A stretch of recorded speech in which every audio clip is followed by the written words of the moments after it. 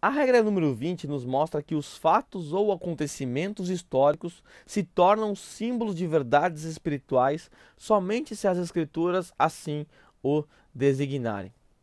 Essa regra ela é muito importante porque a maioria dos pregadores modernos, eles desprezam esse princípio.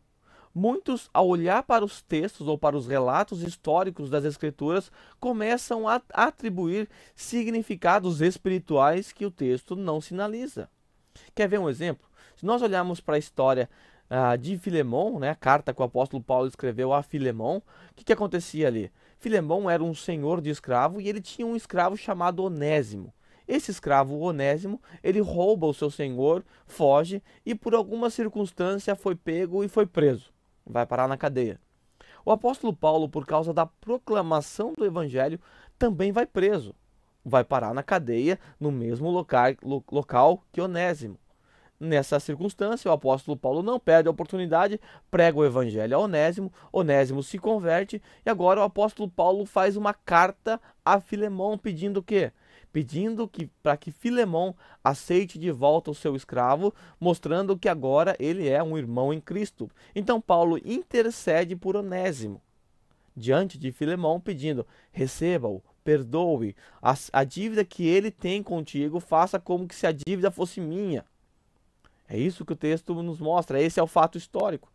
Muitos alegorizam da seguinte maneira: olha, Filemão, ele representa Deus Pai. Ele é o nosso Deus. Jesus Cristo é representado na pessoa do apóstolo Paulo, porque ele mediou entre Filemão e Onésimo representa a humanidade caída.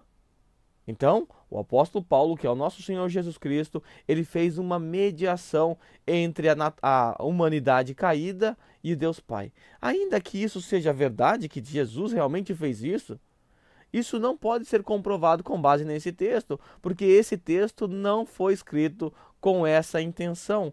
Então não é possível, nós não temos o direito de fazer isso com o texto, porque o texto não sinaliza isso. O que nós fazemos? Na nossa aplicação, então entenda que alegorização é diferente de interpretação e diferente de aplicação.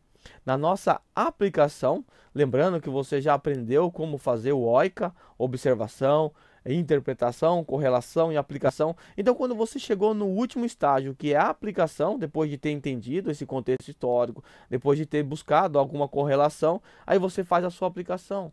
A sua aplicação pode ser que nós devemos ter a mesma atitude que o apóstolo Paulo teve, de reconciliar um irmão com o outro, ou coisa do gênero. Nós podemos fazer algum tipo de aplicação deste gênero. Entretanto, nós não podemos dizer coisas que o texto não diz. O texto não nos diz que Filemão é Deus, representa Deus. O texto não nos diz que Jesus é representado pelo apóstolo Paulo. O texto nos mostra que, nos sinaliza que o irmão deve perdoar o outro, que o irmão deve aceitar o outro, que o irmão deve ajudar o outro, que cada um tem a sua importância dentro do reino. Paulo diz isso ali, ele era inútil, agora ele é útil, né? Até fazendo um trocadilho com o nome de Onésimo.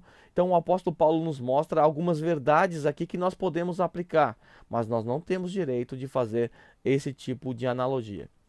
É bem verdade que o apóstolo Paulo fez algumas analogias. Se nós observarmos Gálatas, né, se você acompanhou os estudos que eu dei em Gálatas, você vai ver isso. Né? Se nós observarmos em Gálatas, o apóstolo Paulo fez isso ao se referir a Sara e Agar. Veja o que o apóstolo Paulo fez. Então, se você olhar para Gálatas capítulo 4, versículo 22 a 24, quando o apóstolo Paulo fala a respeito do nascimento dos dois filhos de Abraão, um com Sara e um com Agar, o apóstolo Paulo diz o seguinte: essas coisas são alegóricas porque essas mulheres são duas alianças. Uma, na verdade, se refere ao Monte Sinai, que gera para a escravidão, e esta é Agar. O apóstolo Paulo olhou para um evento histórico, ou seja, ele quebrou essa regra que eu estou falando aqui e disse que o nascimento dessas crianças, ou essas duas mulheres, elas são alegóricas e representam alguma verdade espiritual.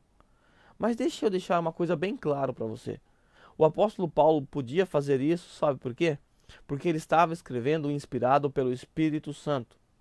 O fato do apóstolo Paulo ter feito isso não nos dá o direito de fazer a mesma coisa, porque nós não somos inspirados pelo Espírito Santo. Nós apenas estamos interpretando uma revelação que foi dada. O apóstolo Paulo simplesmente estava recebendo uma revelação.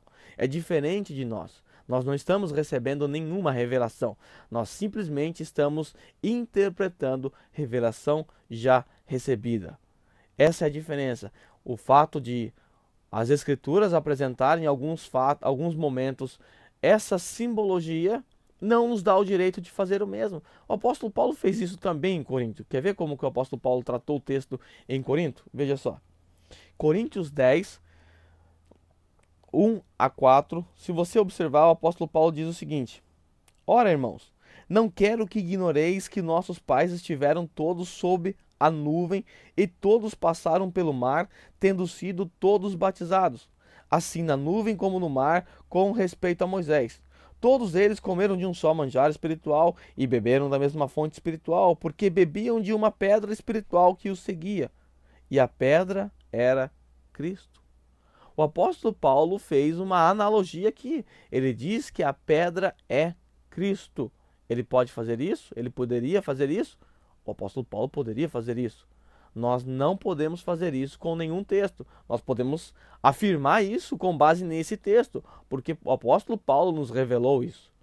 Nós podemos usar essa analogia aqui perfeitamente. O apóstolo Paulo usou assim. Agora, nós não podemos fazer isso com outros textos que as Escrituras não assim o designaram, não nos mostraram, não nos revelaram. Nós temos apenas que ficar com aquilo que foi revelado.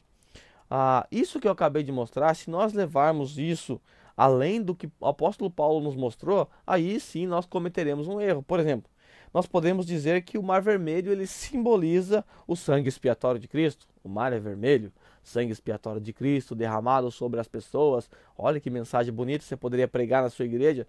Em cima disso, olha que legal. Muitas pessoas certamente já fizeram isso de forma errada. Então, o Mar Vermelho simboliza o sangue expiatório de Cristo, que oferece o seguro caminho para Canaã celestial. Se você fizer isso, você está fazendo uso impróprio, você está interpretando indevidamente esse texto. Nós não podemos passar dos limites que foram estabelecidos pela interpretação dos autores do Novo Testamento. Eles fizeram isso inspirado pelo Espírito Santo. Eu repito, você não é inspirado pelo Espírito Santo. Você não está recebendo a revelação de Deus. Você está interpretando uma revelação já recebida. Então a regra número 20 nos mostra que os fatos ou acontecimentos históricos, eles se tornam símbolos de verdades espirituais somente se as Escrituras assim o designarem. Caso elas não os designem, você deve simplesmente evitar alegorização, evitar esse tipo de interpretação, símile, a atribuir símbolos ou metáforas ou coisas do gênero. Simplesmente, a regra nos diz isso. Regra número 20, fatos ou acontecimentos históricos se tornam símbolos de verdades espirituais somente se as Escrituras assim os designarem.